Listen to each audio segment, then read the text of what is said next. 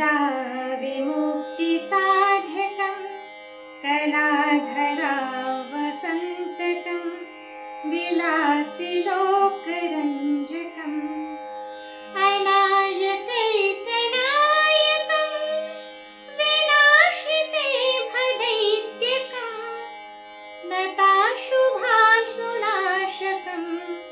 नमामि तं विनायकम् न तेतरातिभीकरं नवोदितार्कभास्वरं न मत्सुरारिनिर्जरं नताधिकापदुध्वरं सुरेश्वरं निधीश्वरं गजेश्वरं गणेश्वरं महेश्वरं तमाश्रये परात्परं निरन्तरं समस्तलोकशङ्करं निरस्तदैत्यकुञ्जरं दरेतरोदरं वरं वरे भवत्रमक्षरं कृपाकरं क्षमाकरं मुदाकरं यशस्करं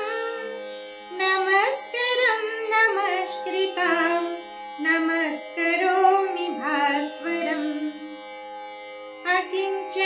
अकिञ्चनार्तिमार्जनं चिरन्तनोक्तिभाजनं पुरारिपूर्वनन्दनं सुरारिगर्वचर्वणं प्रपञ्चनाशभीषणं धनञ्जयादिभूषणं कपोलदानवारणं भजे पुराणवारणम्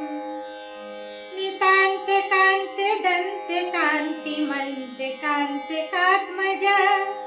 मचिन्त्यरूपमन्तहीनमन्तराय कृन्तनं हृदन्तरे निरन्तरं वसन्तमेव योगिनां तमेकदन्तमेव तं विचिन्तयामि सन्ततम्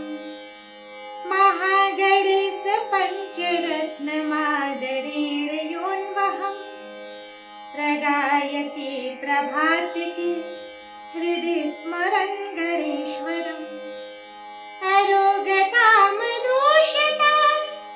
सुसाहितीं सुपुत्रतां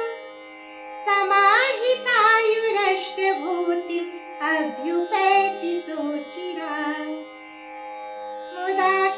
मुदाकरात्मोदकं सदा विमुक्तिसाधकं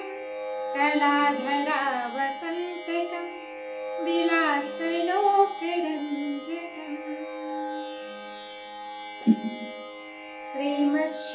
श्रीमच्छङ्कराचार्यकृतं गणेशपञ्चरत्नम्